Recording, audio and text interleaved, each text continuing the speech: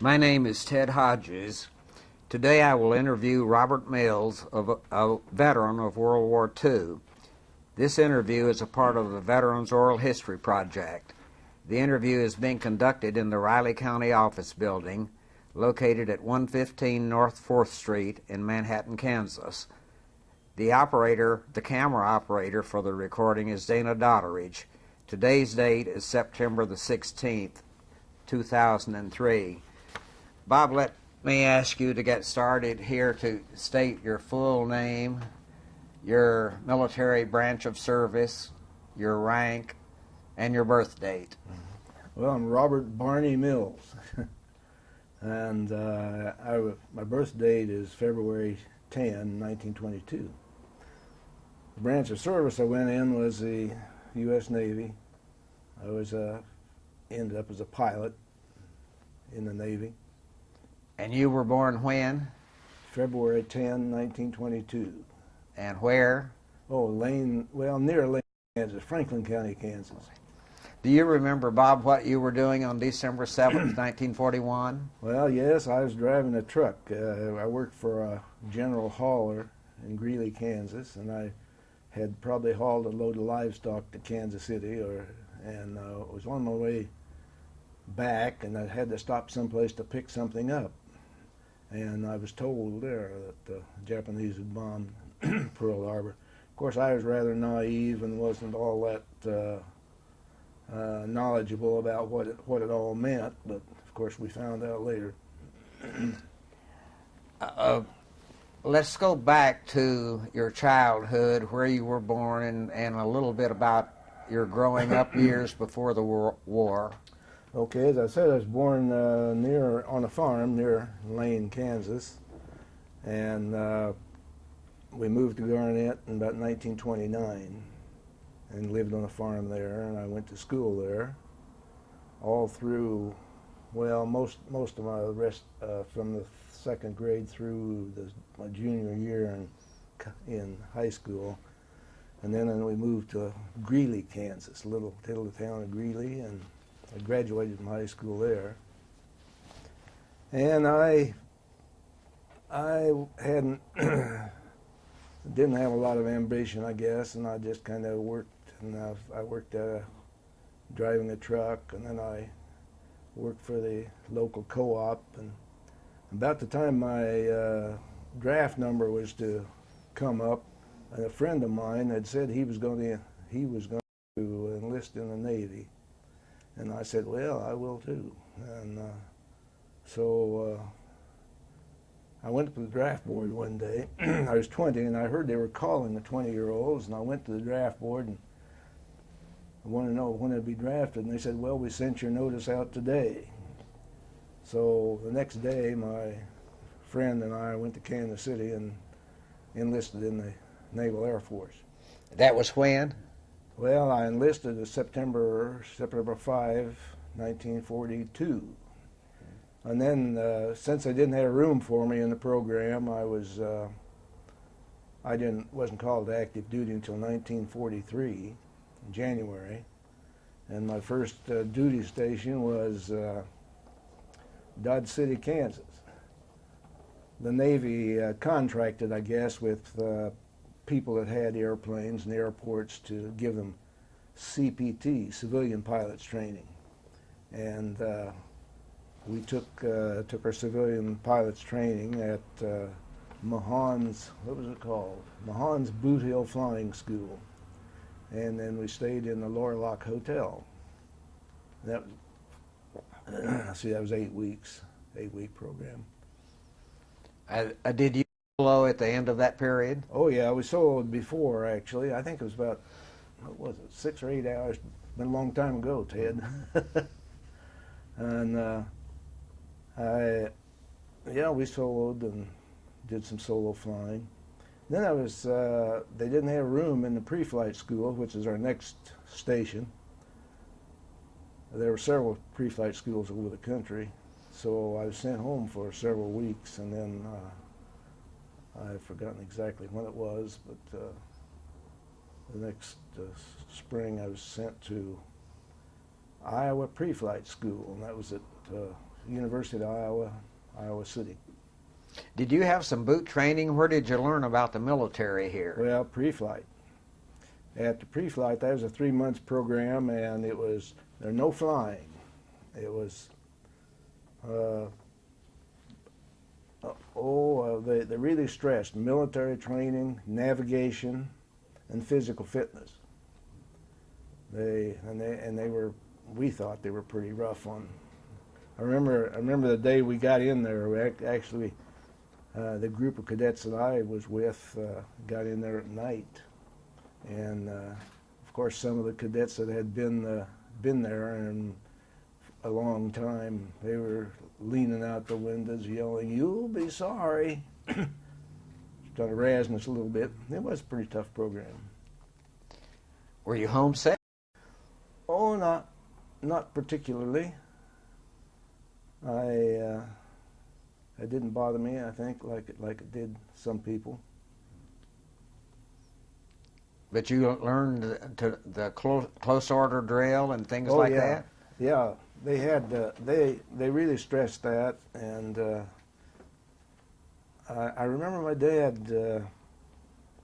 He was not one to brag about us or brag about the kids.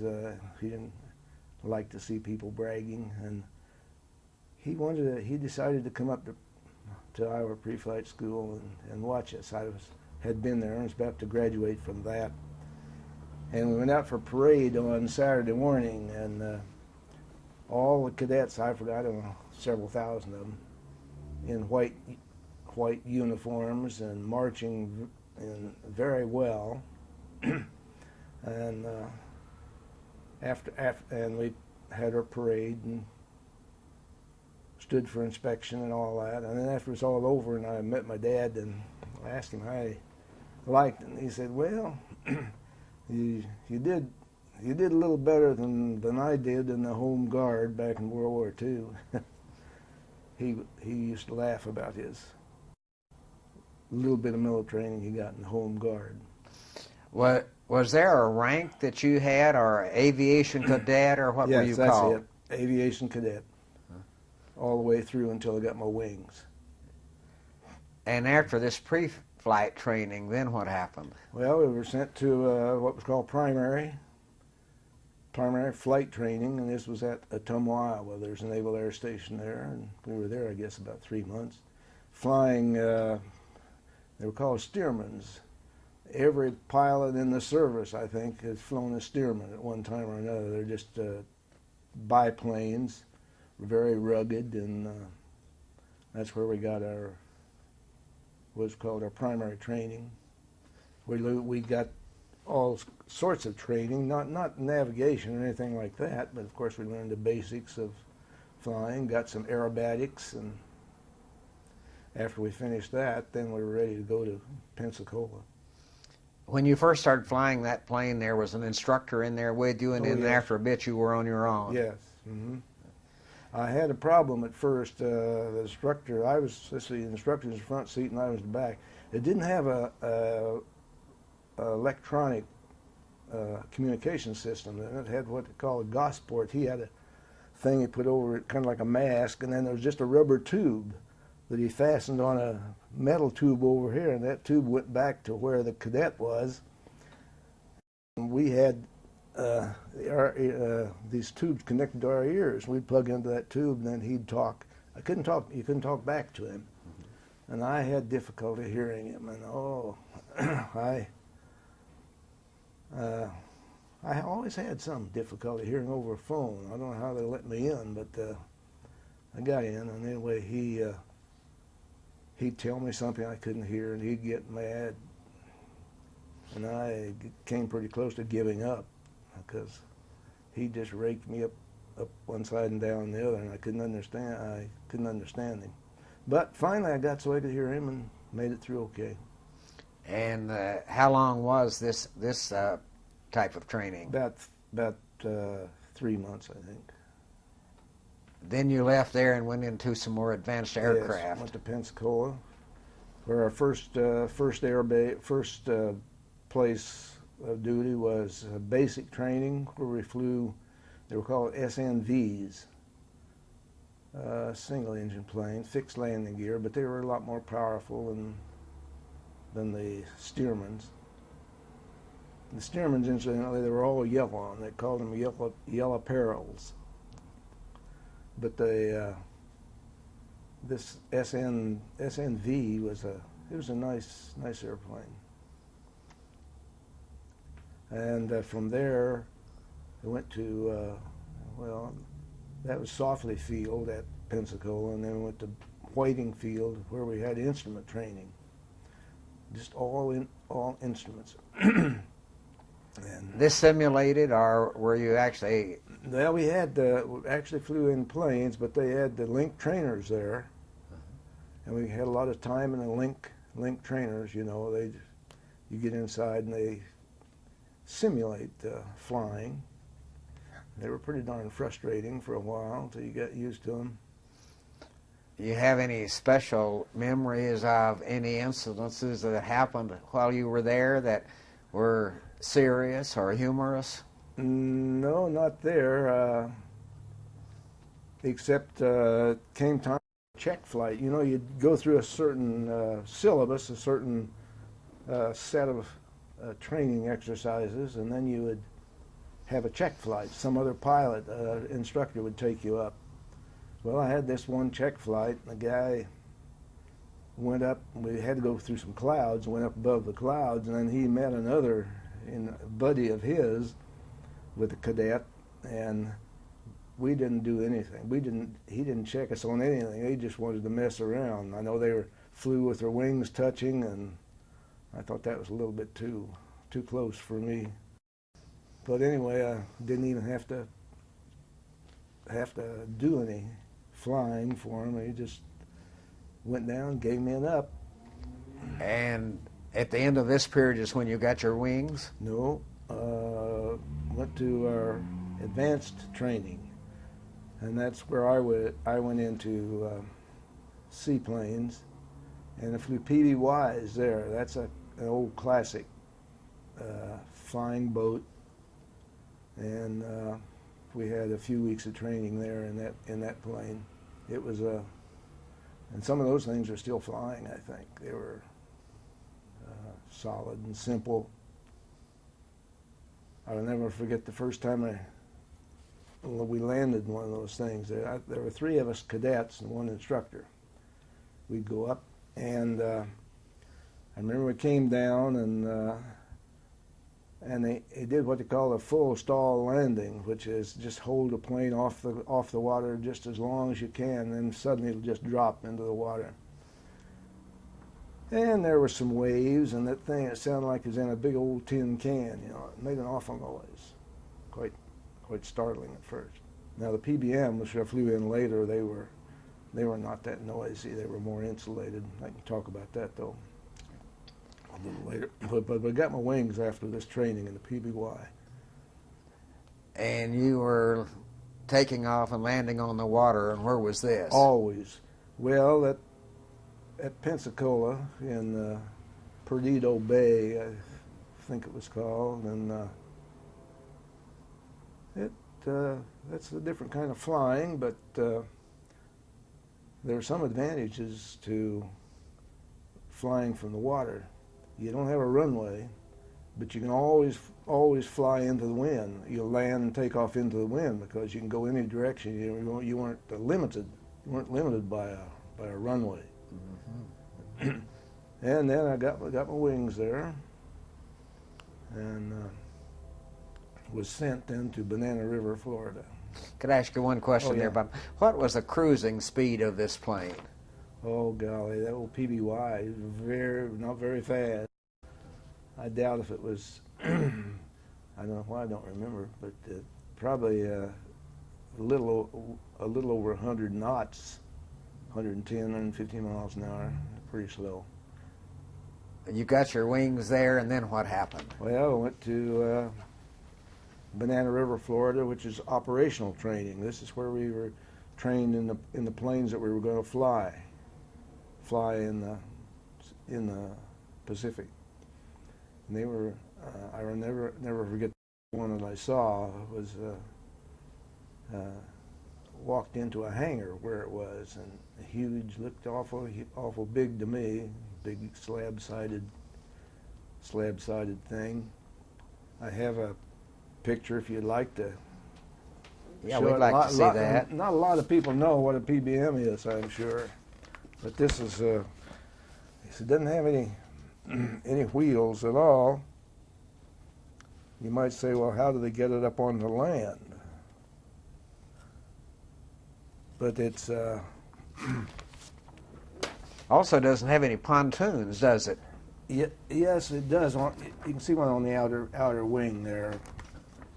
Is that what you mean? Out Yeah. on the tips of the wing? Yeah, it has, and they're fixed too. On the PBY, they could retract.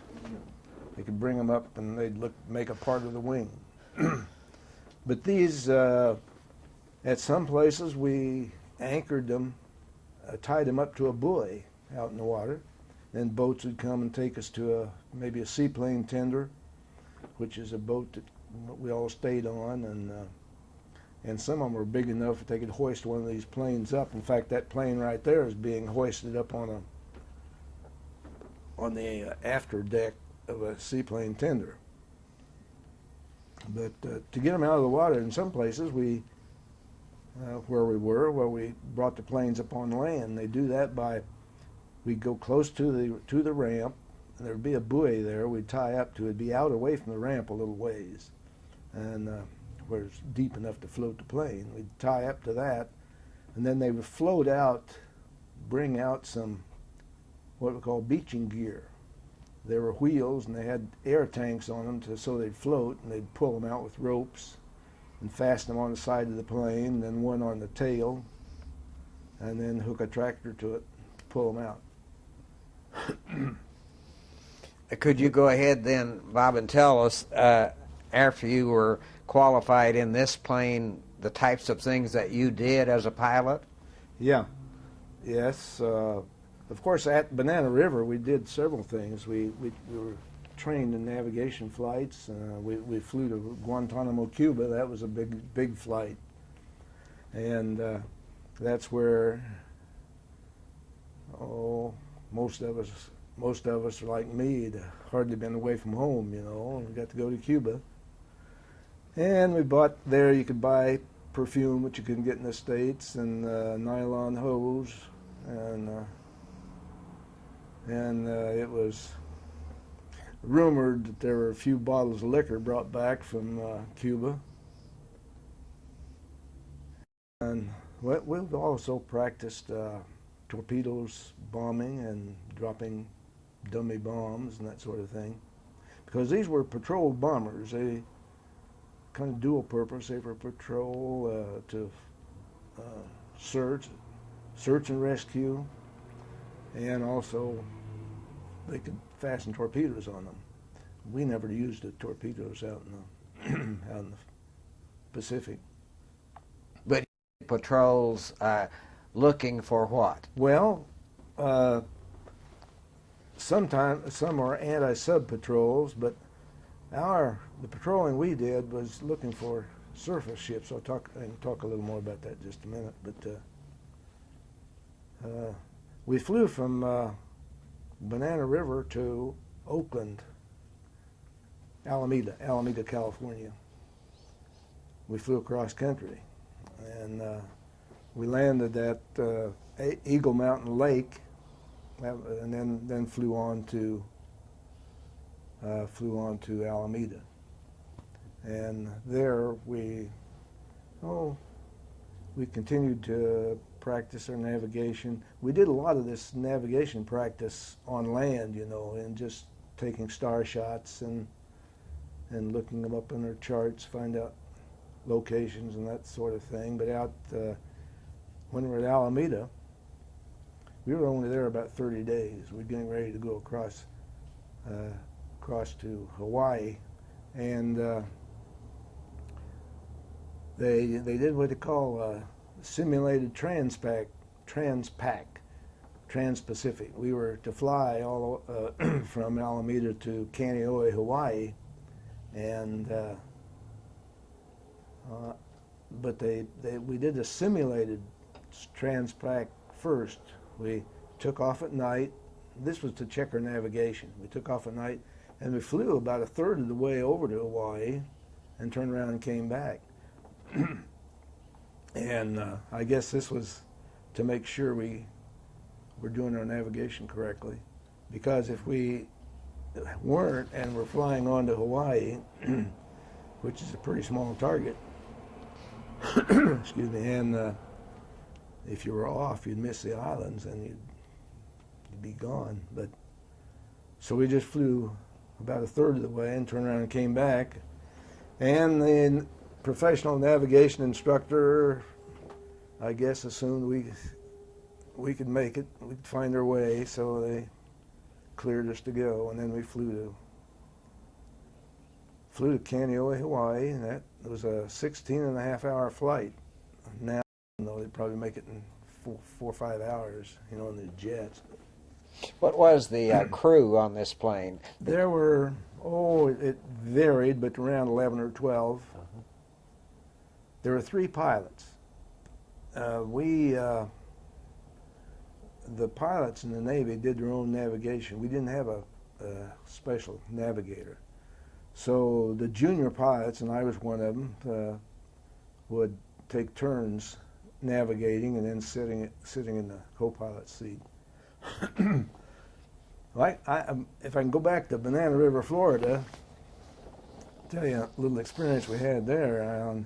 We were shot down there. And that raises the question, doesn't it?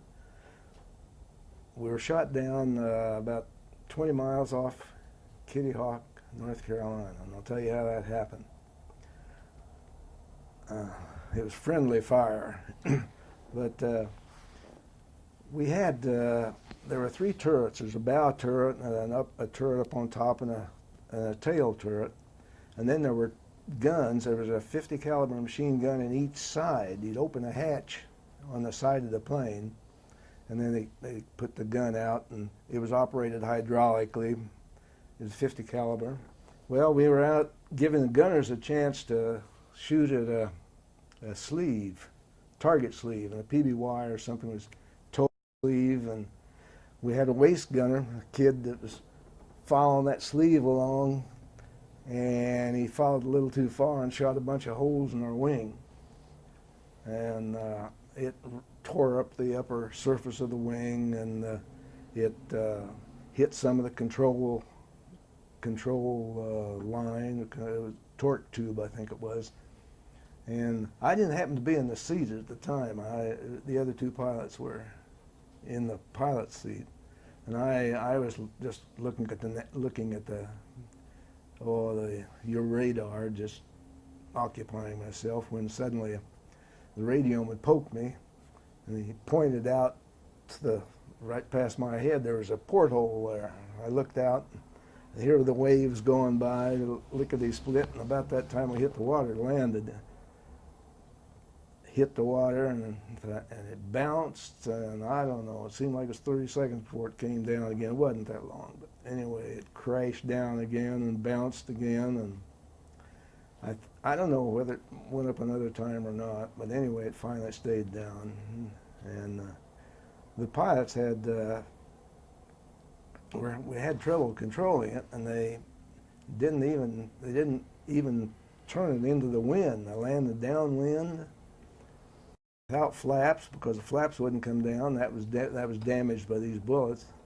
So I don't know how fast we hit the water, but and it bounced, and it hit so hard, it tore up when it came down, nose real high. Thank God the nose was high rather than low, but anyway, the vertical stabilizers on the rear were torn up, and you could look along the side of the airplane, stick your head out and look along the side, and it was wrinkled because it had been wrenched so much. But the engines were still running, and we were about 20 miles off the coast, so we just taxied back. And that's the first time I got motion sick in a darn plane, bobbing up and down in the water. The Coast Guard came out and met us and hooked onto us with a boat. And we were stationed at Harvey Point, which was inland several miles, but water, it was connected by water to the ocean, so they towed us all the way back. We got back. We didn't get back till the next morning after it was daylight. And incidentally, this kid that shot the holes in the plane, some year, well, when I came back to the States from the Philippines, I was an instructor down at Pensacola, and this kid came through as a cadet. I asked him if he'd shot any more friendly planes down. He said no. It wasn't his fault, really. It was a dangerous situation. The turrets had what they call interrupters on them, and as you move around, if the plane would, or the gun rather, was going to hit the plane, they'd automatically cut off. But these waste guns didn't have it, so it wasn't his fault, really. And I'm sure they didn't do anything to him. But that plane, we had to just, what do we call it, survey it, junk it. And then you had these halfway runs over to the islands, to the Hawaii and back. One of them, yeah. Yeah, and then you went back for the whole distance. Then we flew the whole thing and went to Kaneohe. We were stationed there and did some training out of there. Just continued training for a while. I don't remember exactly how long we were there. Probably a month. And we lost a crew there, however. They were out on patrol, and poor navigation, got lost. There wasn't any reason why they should have gotten lost except that poor navigation. They went down. Well, they finally ran out of gas. They flew after dark, ran out of gas, and landed. And the landing obviously was pretty rough. 3 people survived it. 3 guys got in the boat, and they were picked. I don't know, it was 4 or 5 days before they were picked up. One of them was in our crew after that. He was assigned to our crew, and any time we were sent out on a search mission, you know, if somebody's plane went down or something like that, they'd send our plane. We'd go out and look. And I noticed this kid when we were out searching. He was right at a port or right at the waist hatch or something looking. He had his attention on those people. He said that while they were out there in this life raft that they had seen some of the planes, maybe some of our own squadron coming over, but the people in the plane didn't see them. So. What was the kind of emergency notice type things that they had? If you had crashed in the water, what did you have so other planes could see you? Well, that we had dyes, you know, you could throw out in the water, and of course we had a radio. Hopefully your radioman could send out, if you had time, you know, to send a position report back somewhere that then they could come and find them. But I don't recall whether there was an emergency radio in the life raft or not. You know, there were some kinds of things you could crank them, and I don't recall that. Had you had good training, emergency type training? Yeah. I think so.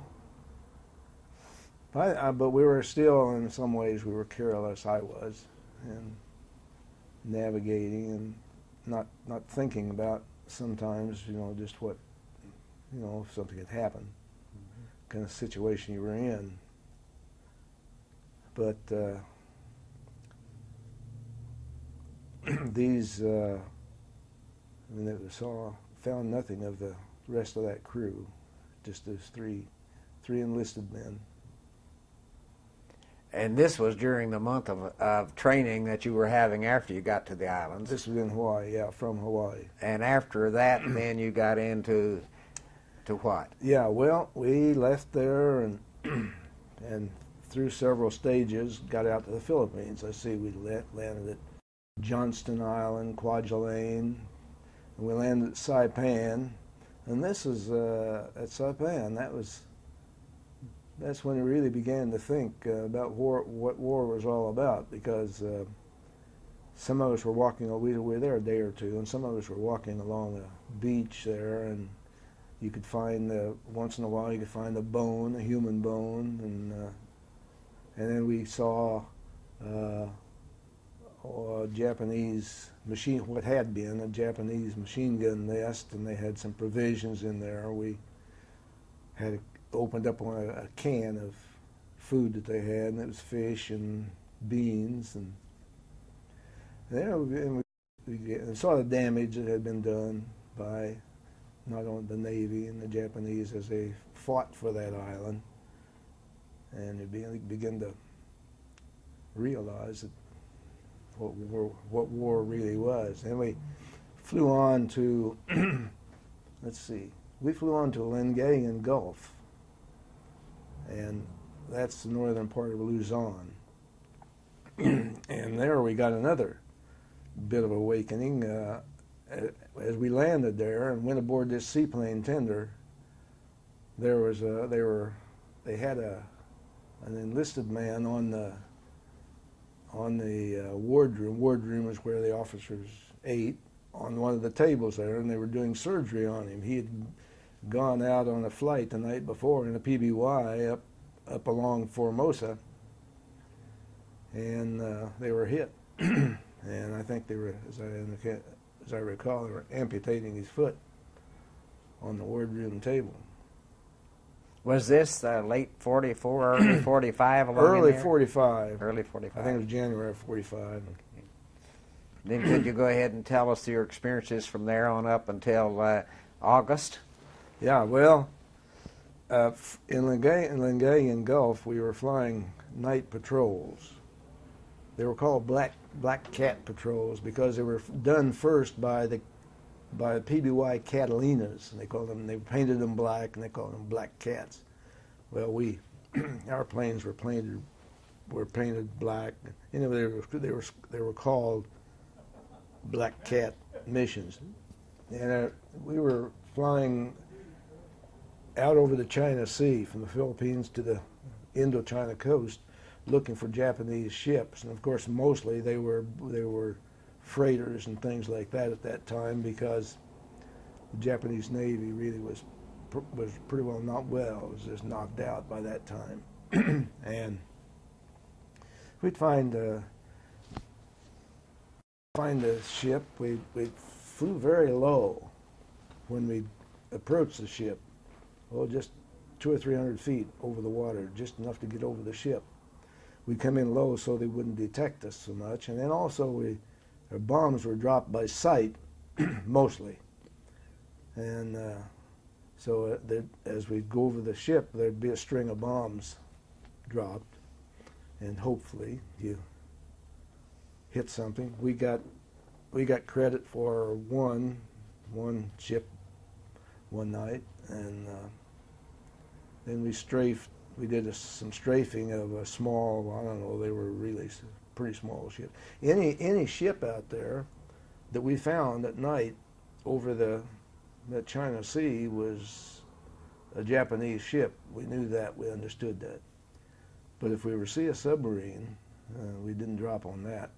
In fact, one night we were making a bombing run on the ship, and the pilot, our patrol plane commander, told the bombardier, he was an enlisted man, he was in control of putting the bombs on the plane and that sort of thing.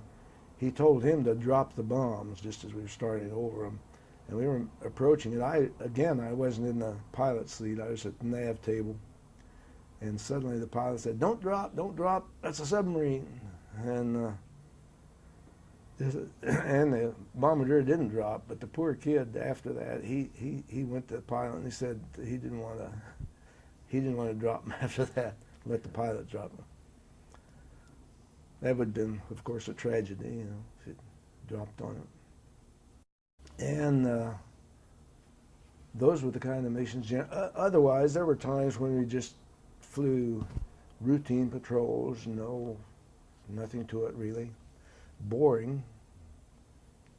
Did you get return fire from the ships quite a bit? No, we didn't. That's one reason why we flew very low. We'd get over them and then get the heck out of there, because we weren't really equipped to battle a ship, you know. Some of our planes were hit. I don't recall that we were, but we had.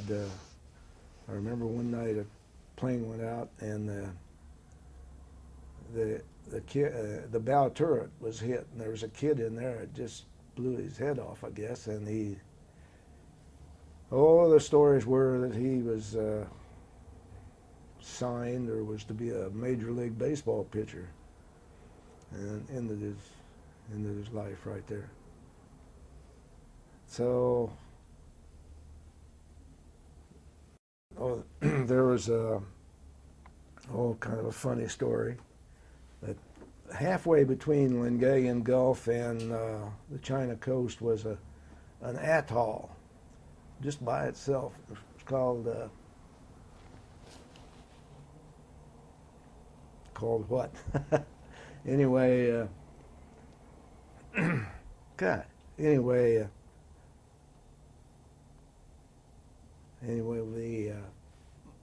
one morning a friend of mine came in. He flew with us. He flew with the skipper, and he said,